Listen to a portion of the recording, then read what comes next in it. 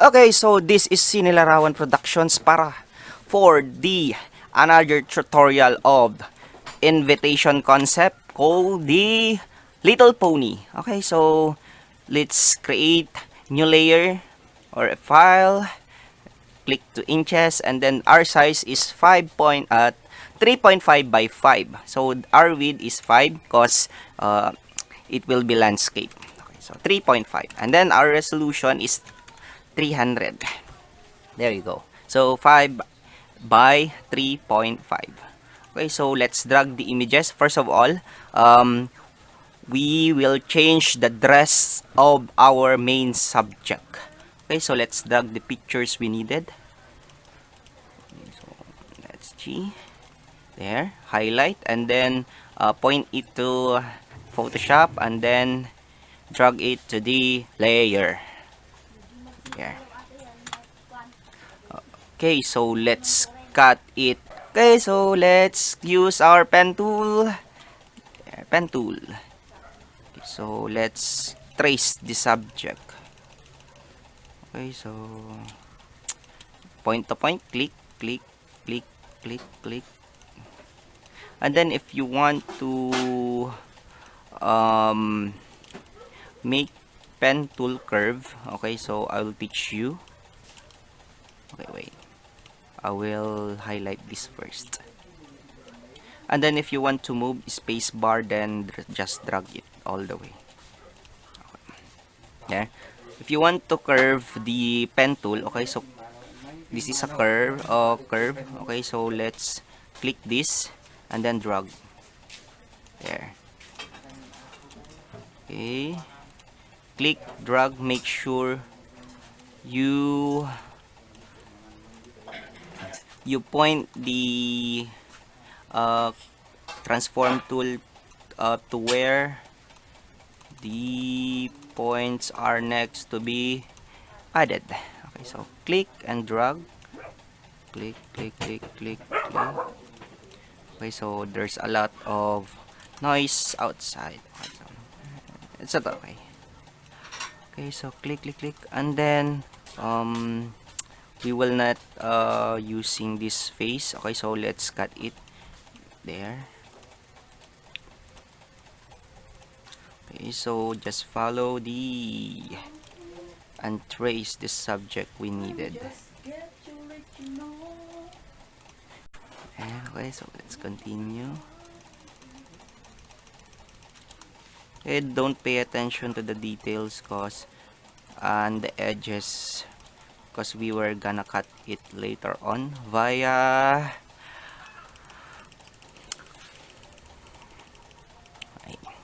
just a few more seconds.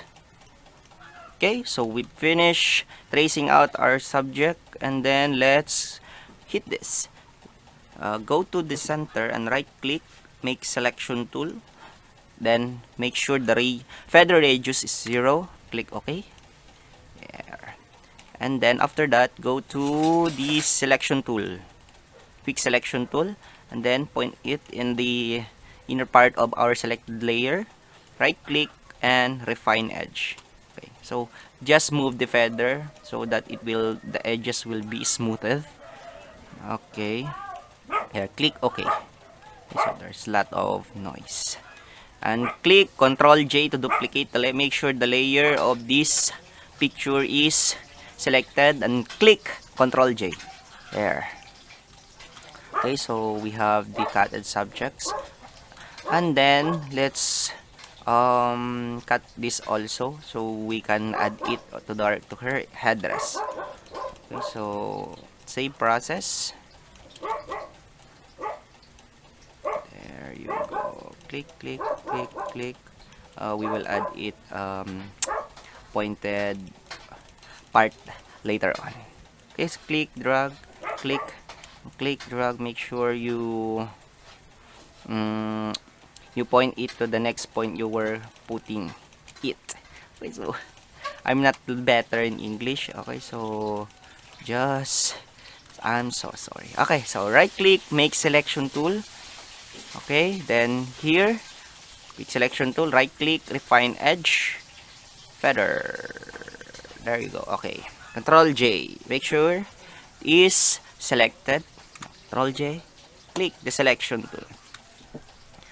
Then delete or hide the main subject. Okay, so next we will cut the face of our main subject so that we can put it in the dress we cutted. Okay, so yan, so highlight also and trace main subject so that we are gonna cut it here. So let's cut this there. Okay, so cut, right click, make selection. Okay, then quick selection tool, then right click, refine edge there, feather just a little bit. Okay, control J. Okay, click, then click the subject, then hide it. Okay, here we go. Okay, so we have the okay, so let's try it to the head. Okay, so make sure the layer of the head is higher than the dress. Shift. Okay, so let's try. Okay, so it matches. Then make sure the head and the size of the head is matched to the body. There you go. Rotation. Yeah. Click. Press up. There. Okay, so as we can see, we have blocks here. Okay, so let's remove. That block is located to the layer of the dress. Okay, so let's erase. Eraser tool. Make sure that the layer 1 or the dress is selected, and then click eraser tool. Erase. Okay, so it takes a lot more of practice to do this. Okay, okay, so make sure. There you go. Okay, is it okay?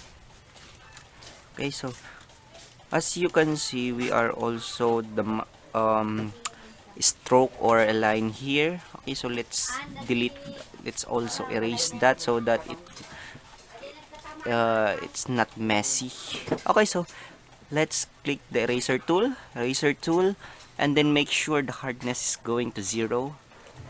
Okay, so let's select the layer of the head, then eraser tool, erase, yes, eraser tool. Then make sure the size will be 30 or 32. Okay, so let's erase it. Oh, spacebar, hand tool, erase. There you go. So the body matches to the head. Erase a little bit here. Okay. There. So we have the main body and the head. Okay, so let's put this on. There. Okay. Also, let's make this pointed also. Okay, so let's create or add the here. Is this okay,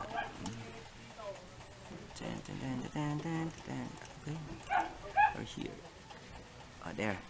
We will cut it. Okay. Okay. Okay, so let's trace it. So tracing.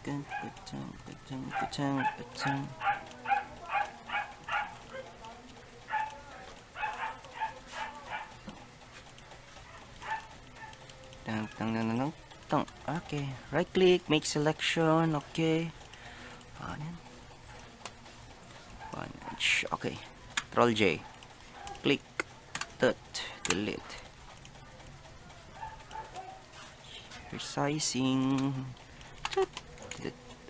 Okay, so let's match this headband to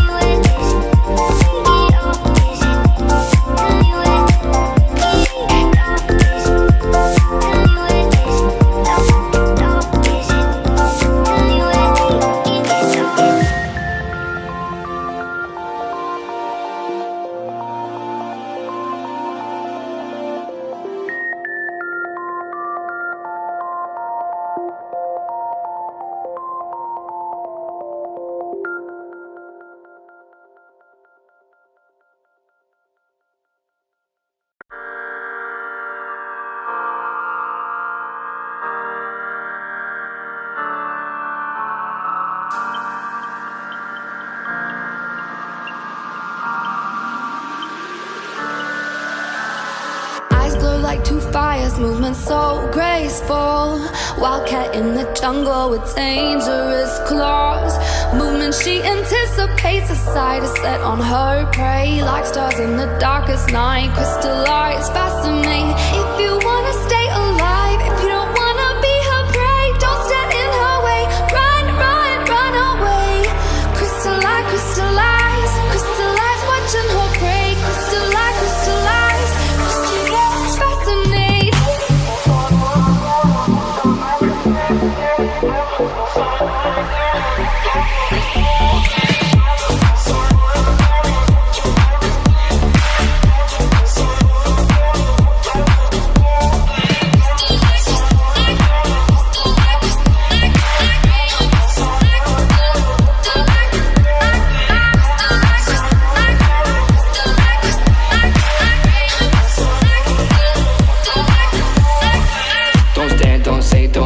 She anticipates, no chance if you become prey. Two stars in the darkest night, her crystallized fascinate. Her movements, she feels your heartbeat and animal fear. Her beauty is unreal, just be feet out of here. If you wanna stay alive, if you don't wanna be her prey, don't stand in her way. Run, run, run away. Crystallize, crystallize, crystallize, watching her prey. Crystallize, crystallize, crystallize, fascinate.